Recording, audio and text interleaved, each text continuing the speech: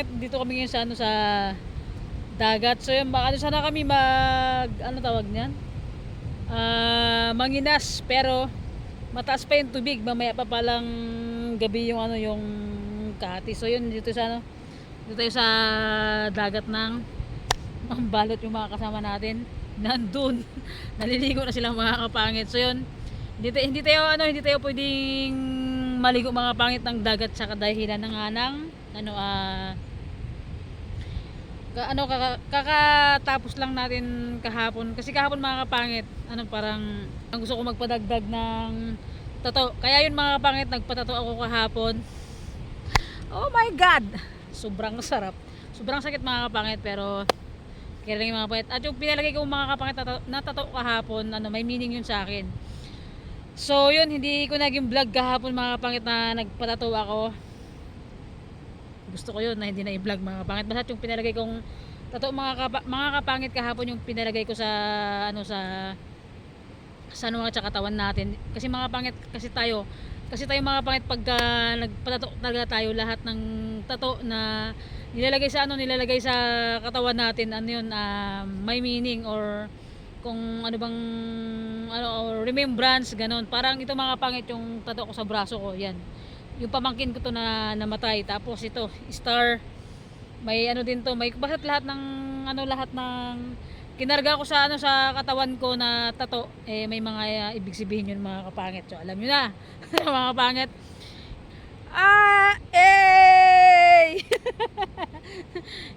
Mga kapangit. So sige mga kapangit, pag mga gato kalayo, kung mga kapangit, basta itong tato na pinalagay ko ngayon, may ibig sabihin sa akin, kaya pakarga tayo mga kapangit ko. So yun mga kapangit, tayo sa dagat.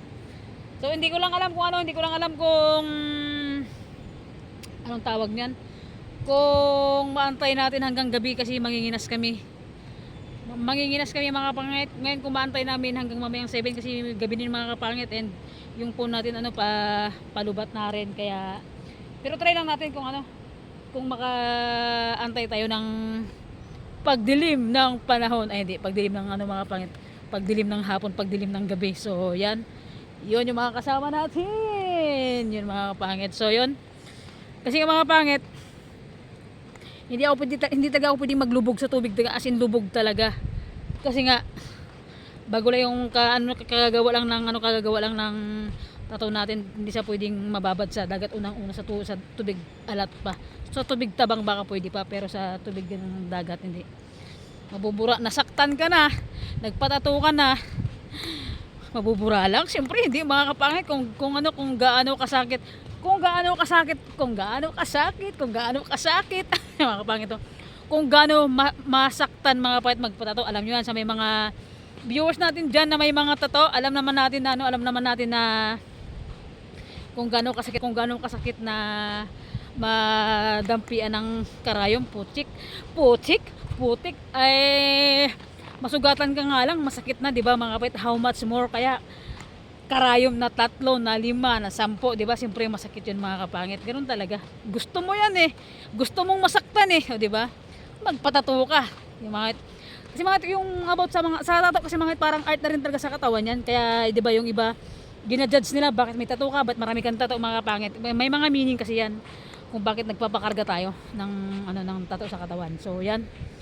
Napaganda ng view. Yung mga kapangit, nag-amat-amat na ng gate. Ayan So tignan natin kung maantay natin yung pagdilim mga kapangit. Pero ako, ewan ko lang, baka hindi ko na maantay mga kapangit yung pagdilim ng gabi. Makati ba tayo mga kapangit? Makati ba? Tayo dun mamaya mga kapangit, kapag medyo magbabaw na yung tubig, kasi medyo hanggang baywang ko pa yung tubig dyan mga kapangit. Pag tumawid tayo dyan, medyo malalim pa, kaya dito muna tayo.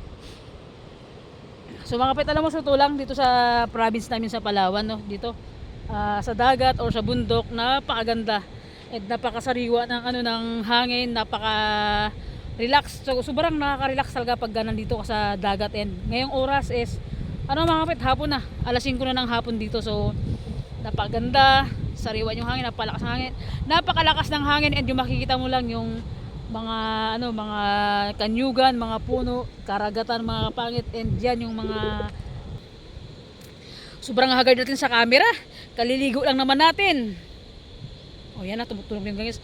Kaliligo ko lang mga kapangit. Tapos after nito, punta kami ng dagat. Hindi ko man alam na magdadagat tayo mga kapangit. But biglang ayaan lang to mga kapangit na maano na manginas kami. Kasama ko sila Jim, saka sila Ate Nining, si Edgar. Andun sila sa may pinakadulo. Ayaw ko lang sumunod doon mga kapangit kasi nga andun sila Jim sa pinakadulo, saka si Ate Nining, si Edgar. Ayaw ko lang sumunod kasi sobrang lalim ng tubig. Tinawid nila dyan kanina. Ayan o, ayan o. Tinawid nila yan kanina o. Yan, tinawid nila yan doon kanina. Hindi na ako sumunod kasi nga mababasa tayo. Kaliligo lang natin mga kapangit. And iniingat ako yung tato, katulad ng pag-ingat ko sa iyo dati. Hay! Ay, ayoko mga kapangit. Hugot yun. Dati iniingatan kita, alam mo ba yun? Hindi, charot lang mga kapangit. Mga nagjujuk-juk lang ako mga kapangit para naman ganun talagang buhay mga kapangit ko, no? Hindi araw-araw happiness, hindi araw-araw busog ka, hindi araw-araw may pera ka, hindi araw-araw gumagastos ka. Basta't ganun mga kapangit, ganun yung ano, yung realidad ng buhay natin ngayon mga kapangit. Pag nasa camera ka, so, akala mo sobrang saya namin, walang problema. Pero sa likod ng camera mga kapangit, grabe, no? Kung ano man yung problema na, halimbawa may problema man akong dinadaing or iniinda, ano yun, padam, sakit ng katawan, iniinda. Iniinda mga kapangit, hindi natin kailangan kasi dibdibin talaga kasi yung problema dyan lang yan eh. Kasi ang problema kasi kapag yung problema is iniisip mo talaga, ganito, may problema ako ng ganyan, kailan kita mababayaran, kailan kita magaganito, kailan mo, basta't ganun mga kapangit, lahat ng problema pag iniisip mo talagang asin may stress ka, kaya hayaan mong mamroblema yung problema sa'yo mga kapangit, di ba? Hayaan mo mamroblema yung problema sa'yo, ba't mo problemahin mo yung problema? Hayaan mo mamroblema yung problema sa'yo mga kapangit. Ang importante, sa araw-araw masaya ka, di ba mga kapangit? Yun na naman importante sa atin eh, sa araw-araw kailangan natin maging masaya, kailangan natin mag-enjoy, di ba mga kapangit? May pera ka man o wala, ang importante nagsasaya ka, nag-i-enjoy ka, di ba? So, yun. Dumidilim na ang gabi mga kapangit. Hindi ko alam kung matutuloy kami ngayon, hindi makasama ko ngayon sila. Ayaw kong tumawid dyan, ang lalim ng tubig. Kaliligo ko lang ga. Kaliligo ko lang. Alang lalim ng tubig, bi? Andun sila. Yung sila sa kabila. Ang lalim pa kasi ng tubig yan, no? Sobrang lalim pa ng tubig mga kapangit. So, ayun mga kapangit, kwentuhan lang tayo mga kapangit. And mga kapangit ko, mamaya ulit mga kapangit, update ko kayo kung ano yung magiging ganap namin dito sa dagat, kung mag-aantay ba kami ng pagsapit ng dilim o kung manginginis ba kami, pa sa trip namin ngayon, biglang nagkayaan magdagat kami. O digo tara yun, kasi at least katatapos ko lang ligo, sabi ko chat ko si James, sabi ko kung busy siya o hindi daw siya busy, kaya yun biglaan na na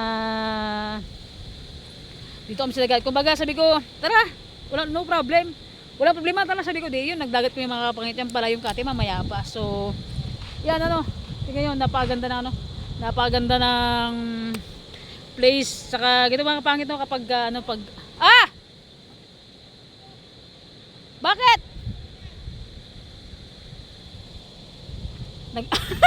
sino kasama niya?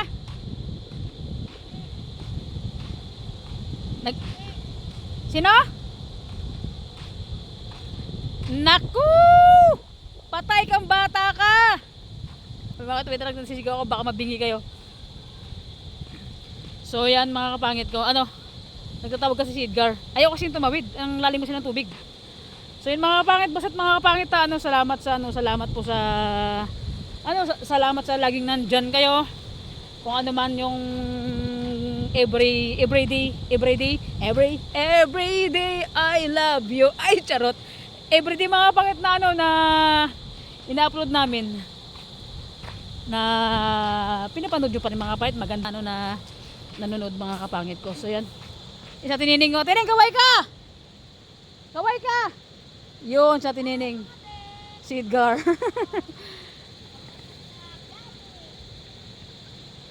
Malalim ba dito, Neng? Malalim dyan?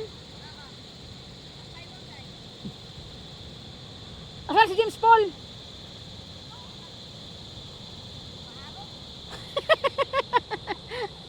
Ayaw ko tumawid dyan. Kasi yung mga pakik sa ayaw, kaya ayaw pa magbasa ng tubig ng dagat kasi nga, alam mo yung nakaraang vlog ko mga kapangit na wala kaming nahuli.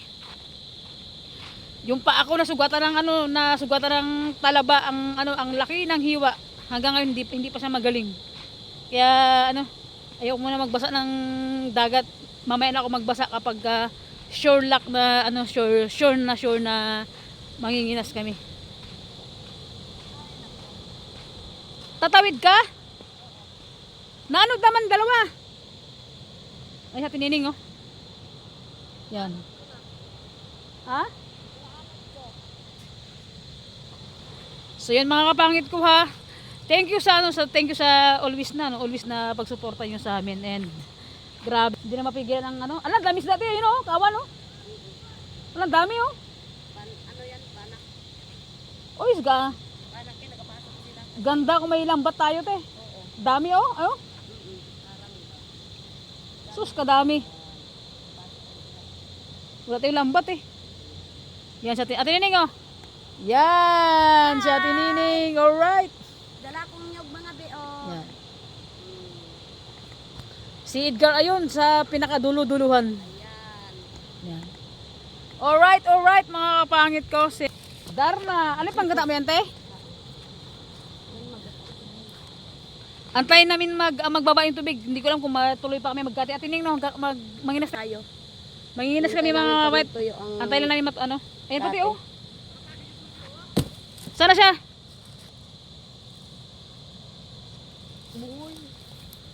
Maganda yung may tubo-tubo. Ate, tagang Sherlock pang gata yan. Alam mo yung pantat kanina? Tapos napakasarap lagi ng sili yun, te. Tapos yung talbos ng sili. Wow. Hilap. grabe makahigop. Parang naghihigop ko ng sabaw. Diyo pa daw ma. Ano na si James Paul?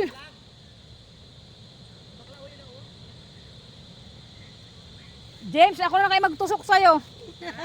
Tawagin mo siya, ako na magtusok sa kanya kamo. Yung dildo sa ay. Ito mga kapangit sa laging pag-ulan, sa laging pagbaha talaga dito. Tingnan nyo. Ang dami ng niyog nagkaratumba. So yan kaya yung lupa dito is nilamon na ng tubig kaya habang lumalaking ilog mga kapangit. So yan yung nangyayari lahat ng niyog matutumba na. Kaya nag-alis na ako dito mga be dito sa area na ito kay diyan yung bahay namin. Oo. Ayan, Dito yung si sampalok na yan. dito sa Tinining nakatira dati mga kapangit. Ayan yung bahay nila diyan yung puno na yun, sampalok na yun no. Oo, yan. Yan, doon yung bahay nila. Kaya yun lumipat na sila kasi nga Oo. kinakain na ng ilog oh. Nagkakatumba na yung Nagkakatumba puno na. yung puno ng nyog. Kung dito sa Palawan mga kapangit, kung ilog lang yung pag-usapan, sinasabi ko sa inyo, or dagat, niyog, kasi ang karamihan kasi tagang hanap buhay ng mga tao dito, kanyugan mga Kanyugan. kapangit. Oh. Kanyugan tapos pala isdaan Isdaan. sa dagat. So Kaya yun, dito ako binuhay yung mga anak ko sa dagat. sa dagat na Tinining binuhay. Pagtatawid, paglalambat. O, di ba? Yun lang yung hanap buhay na Tinining, pero sa dami ng anak niya, Oo. yun ang Yun ang kinabubuhay binuhay ko sa nila. mga anak. Yun ang kinabubuhay binuhay sa anak niya pala. Oo. Whoo! Sa mga anak. Ay! Ayan. Yan mga kapangit. Dumidilim na yung gabi, si James Paul andun. Ay nako James, ako na magtusok sa'yo, sinasabi ko sa'yo. Huwag mo akong inisin. James! Huwag mo akong inisin. Charot lang mga kapangit, joke lang. Di ba? Alam, tagal naman natin magandang tubig no, baka alas 7 pa to no. Mga gabi-gabi na. Ay, paggabi na, ayaw ko natin, mag-uwi na tayo te. Kasi nga, kaya Saka hindi ako pwedeng magarating, yung totoo, bago-bago lang. ayan. Mahapdi ito pag nabasa ng dagat. Hirap na. Yan, siya Tinining, nakakuha na sa lang. Balatan mo dating niyog, te.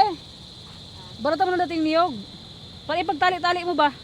Ayun na nga. Yung mga nagwa kami ng niyog dito sa dagat. Ito mga. Gawin natin Nining, gata doon sa bahay nila. Mga be, itong nyog na ito ay ako rin noon naghahawak ito. Ito mo.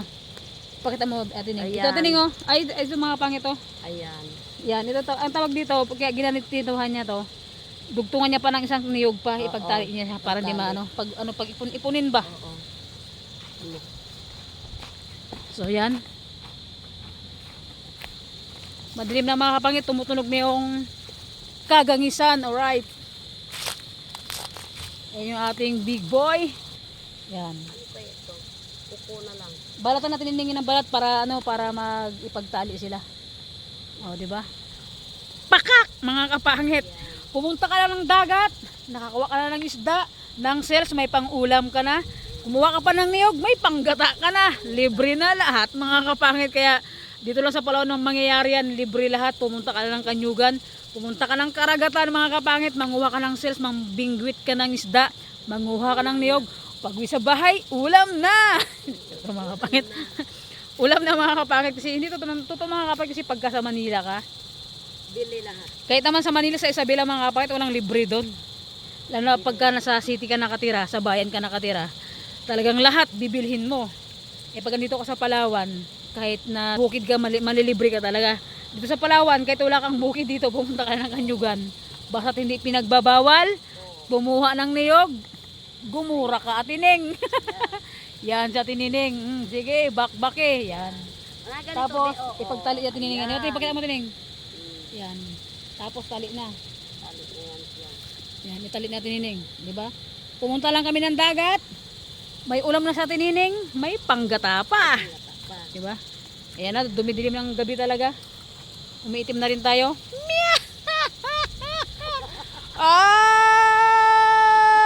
Op. Oh my God, nahilo ako. Wait lang. One more.